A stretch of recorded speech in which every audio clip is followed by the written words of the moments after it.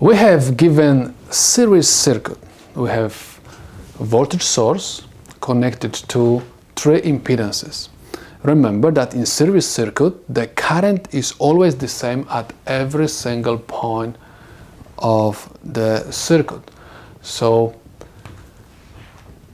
if you want to find voltage VAB, right, you're supposed to use KVL.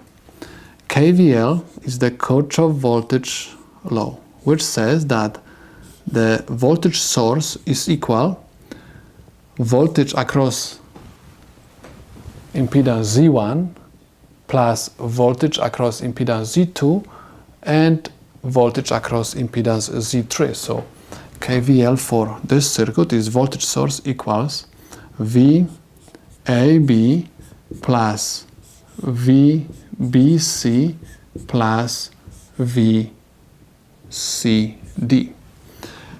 In this example, we're supposed to calculate VAB, voltage across impedance Z1. We can do it because voltage BC is given, voltage CD is given, and voltage source is given. So in order to find VAB,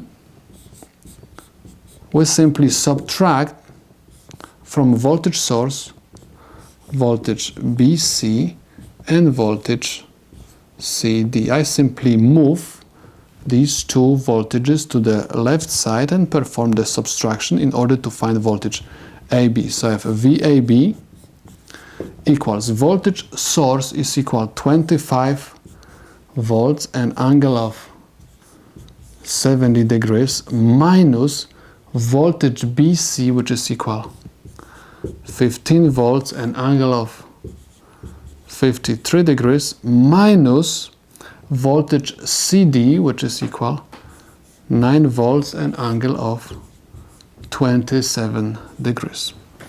Use the calculator and you're supposed to obtain VAB equal 11.28 volts and angle of 138.84 degrees. And this is the solution to my problem.